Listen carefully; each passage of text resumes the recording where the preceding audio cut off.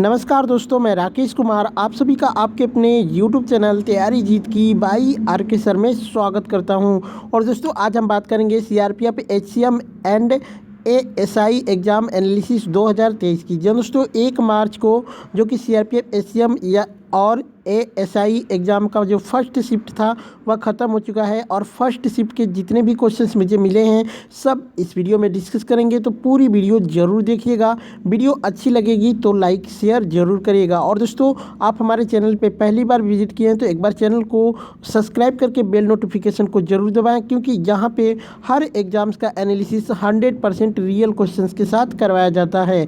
ठीक है, तो चलिए बिना देर करते हुए क्वेश्चंस देखते हैं। अगर आपको कोई भी क्वेश्चंस याद है आप 8181819473 पे डायरेक्टली भेज सकते हैं या फिर वीडियो में कमेंट करके भी आप हमें क्वेश्चंस बता सकते हैं। पीडीएफ फाइल के लिए आप हमारे टेलीग्राम ग्रुप को ज्वाइन कर सकते हैं, जिसका लिंक वीडियो के डिस्क्रिप्शन में दिया गया है। टेलीग्राम पे सभी पीडीएफ एक साथ मिल जाएगी, तो उसको ज़रूर ज्वाइन कीजिएगा।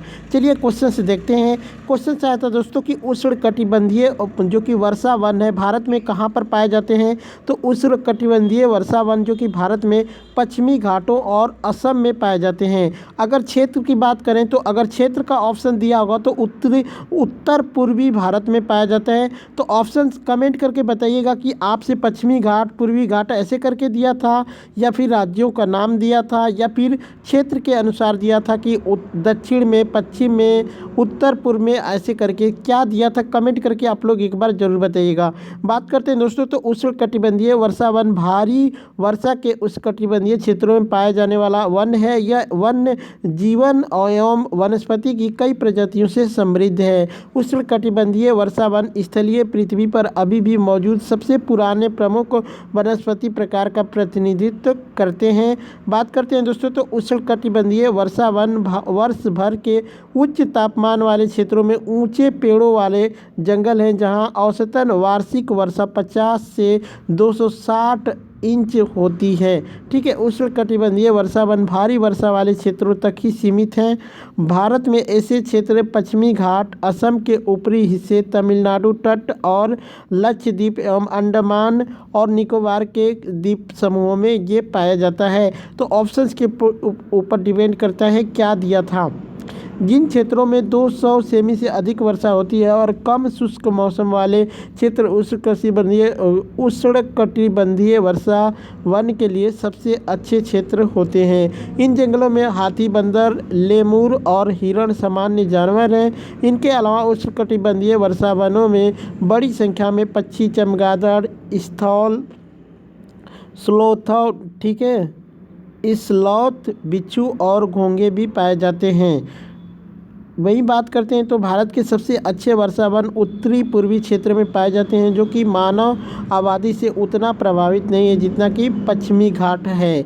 पूर्वोत्तर वर्षा वन उत्तरी असम से नागालैंड, मणिपुर, मिजोरम, त्रिपुरा और अरुणाचल प्रदेश के हिस्से तक फैले हुए हैं।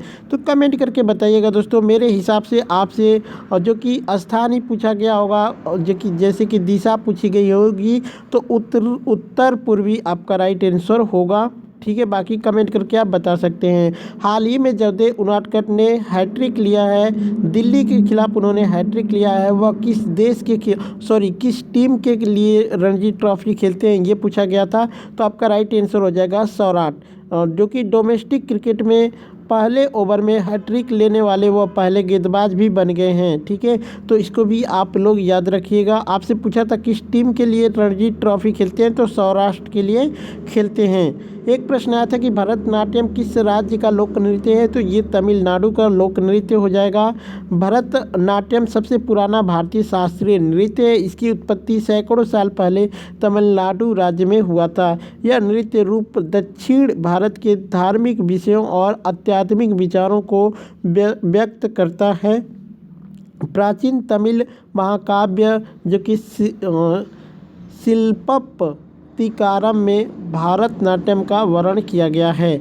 ठीक है, एक प्रश्न आया था दोस्तों कि जस दूल्हा तस बनी बारात का अर्थ क्या होगा, या फिर अर्थ दिया था अपने अपने मतलब अपने समान ही संगत रखना, या फिर एक समान रहने के लिए कौन सा मुहावरा होगा। तो जस दूल्हा तस बनी बारात आपका राइट आंसर होगा। ठीक है। एक प्रश्न आया था दोस्तों कि ध्वंस का विलोम शब्द क्या होगा, तो आपका राइट आंसर हो जाएगा निर्माण। ठीक है। एक प्रश्न आया था कि हाल ही में भारत ने व्यापार बढ़ाने के लिए किस देश के साथ समझौता किया है, तो इसका राइट आंसर हो जाएगा दोस्तों ऑस्ट्रेलिया, क्योंकि ऑस्ट्रेलिया से भारत ने दिसंबर 2022 में ये समझौता किया है, तो इसलिए ऑस्ट्रेलिया आपका राइट आंसर होगा। एक प्रश्न आया था कि वर्तमान में भारत में जो कि महिला न्यायाधीशों की संख्या कितनी है, तो कुल 3 है। बात करते हैं दोस्तों अदालत में पहली महिला न्यायाधीश फातिमा बीवी को, जो कि 6 अक्टूबर 1989 को नियुक्त किया गया था, तब से अदालत में 11 महिला न्यायाधीश बन चुकी हैं। वर्तमान में अदालत में कुल 34 न्यायाधीशों में से भारत के मुख्य न्यायाधीश सहित 3 महिला न्यायाधीश हैं। ठीक है, 34 में से 3 महिला न्यायाधीश है। एग्जैक्ट क्या पूछा था कमेंट करके एक बार ज़रूर बताइएगा। एक प्रश्न आया था कि महिला संरक्षण अधिनियम किस वर्ष आया था, तो ये 2005 में आया था। वही बात करते हैं दोस्तों, तो इस अधिनियम को लागू किया गया था 2006 में, लेकिन इसको लाया गया था 2005 में। तो पूछिए क्या पूछा था, कब लागू हुआ था, अगर कब लागू हुआ पूछा क्या होगा, तो 2006 आपका राइट आंसर होगा।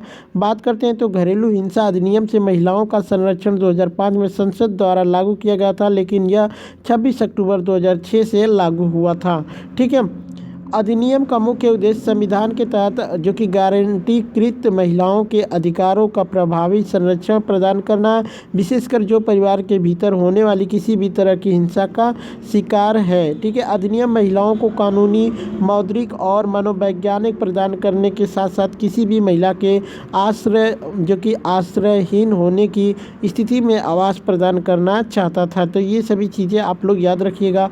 एक प्रश्न आया था कि संगीत के कितने प्रकार होते हैं, तो संगीत के 3 प्रकार मुख्य रूप से होते हैं। एक प्रश्न आया था कि दांडी मार्च के समय महात्मा गांधी ने किसको पत्र लिखा था, दांडी मार्च से पहले। ठीक है, दांडी मार्च से पहले महात्मा गांधी ने किसको पत्र लिखा था, तो लॉर्ड इरविन को लिखा था, जो कि नमक कानून वापस लेने के लिए। ठीक है। बात करते हैं दोस्तों, तो दांडी मार्च या फिर नमक सत्याग्रह मार्च या अप्रैल 1930 में महात्मा गांधी के नेतृत्व में भारत में एक प्रमुख अहिंसक विरोध कार्रवाई के रूप में शुरू हुआ था। ठीक है। 12 मार्च 1930 को साबरमती आश्रम से शुरू होकर गुजरात के एक तटीय गांव दांडी तक समुद्री जल से नमक का उत्पादन करके नमक कानून तोड़ने के लिए किया गया था। रास्ते में सरोजिनी नायडू उनके साथ हो गई। हर दिन अधिक से अधिक लोग उनके साथ जुड़ते गए और 5 अप्रैल 1930 को वे दांडी पहुंचे। ठीक है। सरकार ने स्वयं गांधी जी सहित लगभग 60,000 लोगों को गिरफ्तार किया था। गांधी जी और अन्य नेताओं ने गिरफ्तार होने पर आंदोलन जारी रखने की व्यवस्था की थी। वही बात करते हैं दोस्तों, तो नेताओं की एक श्रृंखला चुनी गई थी ताकि जैसे ही प्रत्येक नेता को गिरफ्तार किया जाए, दूसरा उसकी जगह लेने के लिए तैयार हो जाए। 6 अप्रैल को दांडी में माहौल तनावपूर्ण और गंभीर था। गांधी जी ने तब श्री अब्बास तैयब जी और उनके बाद श्रीमती सरोजिनी नायडू को सत्याग्रह का नेतृत्व करने के लिए नामित किया था। यदि उन्हें गिरफ्तार किया गया था तो गांधी जी के उत्तराधिकारी श्री अब्बास तैयब जी बड़ौदा के पूर्व न्यायाधीश को 12 मई 1930 को गिरफ्तार किया गया था। वही बात करते हैं दोस्तों, तो श्रीमती सरोजिनी नायडू ने अब्बास जो कि तैयब जी का स्थान लिया था। दांडी मार्च के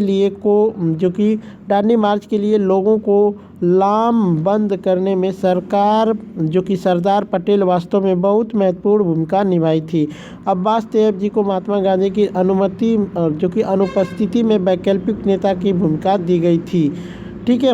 एक प्रश्न आया था दोस्तों कि हड़प्पा सभ्यता के लोग किस जानवर से परिचित नहीं थे, तो इसका राइट आंसर हो जाएगा दोस्तों घोड़ा या फिर दरियाई घोड़ा आप कह सकते हैं। ऑप्शंस क्या था ये कमेंट करके बताइएगा। तो दोस्तों क्या हड़प्पा दिया था या फिर हड़प्पा का किसी स्थल का नाम लेके दिया गया था। बात करते हैं सिंधु घाटी सभ्यता या फिर इसी को हड़प्पा सभ्यता बोला जाता है। तो सिंधु घाटी के जो लोग थे वो सभी जानवरों से परिचित थे, लेकिन लोथल उसी में एक जगह था जो कि लोथल था। लोथल के लोग जो कि घोड़े से अपरिचित थे, यानी घोड़े से परिचित नहीं थे, तो घोड़ा आपका राइट आंसर होगा। अदरवाइज क्या पूछा था कमेंट करके बताइएगा। सुरकोटदा गुजरात के कच्छ जिले के रापर तालुका में स्थित है। यह घोड़े की हड्डियों के अवशेष और कुछ संबंधित जो कि कलाकृतियाँ मिली थी यहाँ से। जेपी जोशी और AK शर्मा ने 2100 और 1700 ईसा पूर्व, 2100 से 1700 ईसा पूर्व के दौरान घोड़े की हड्डियों के निष्कर्षों की सूचना दी थी। सिंधु घाटी सभ्यता के दौरान घोड़े ने महत्वपूर्ण भूमिका नहीं निभाई थी। ठीक है। हड़प्पा वासियों ने जो कि सभ्यता के अंत में सुरकोटदा में बसावट की स्थापना की थी। यह 400 वर्षों तक कब्जा कर लिया था और यह जो कि 3.5 एकड़ के क्षेत्र वाला एक छोटा दृढ़ स्थल था। एक प्रश्न दोस्तों यहाँ पे थोड़े से संख्या वाले प्रश्न है। पंजाब नेशनल बैंक का प्रथम खाता धारक कौन था? अगर ये पूछा गया होगा तो दोस्तों ये पंजाब नेशनल बैंक का खाता धारक नहीं था, वो इंडियन नेशनल बैंक था। ठीक है, इंडिया बैंक जिसको बोलते हैं, उसके लाला लाजपत राय थे। ठीक है, प्रथम खाता धारक जो कि भारत में खुला था, उसके जो कि उसमें खाता खुलवाने वाले भारतीय थे जो लाला लाजपत राय थे। तो ऐसा ये क्या पूछा था एग्जैक्ट कमेंट करके बताइएगा। एक प्रश्न आया था कि न्यायिक के लिए कौन भाग लेता है, तो इसका भी ऑप्शंस कमेंट करके बताइए, सही से मिल नहीं पाया। विश्व का तीसरा सबसे बड़ा कार उत्पादक देश कौन सा है, तो इसका राइट आंसर हो जाएगा भारत। एक प्रश्न और आया था दोस्तों, ये भी शंका वाला प्रश्न है कि मैग्नीज देश की जीडीपी में कितना प्रतिशत योगदान देता है, इसका भी ऑप्शंस कमेंट करके बताइएगा, या फिर इन सभी प्रश्नों को थोड़ा थोड़ा मिला है तो पूरा करके आप लोग बताइएगा। बाकी वीडियो कैसी लगी कमेंट करके ज़रूर बताइएगा, अच्छी लगी हो लाइक शेयर ज़रूर करिएगा। चलिए चलते मिलते हैं नेक्स्ट वीडियो में, तब तक के लिए जय हिंद जय भारत।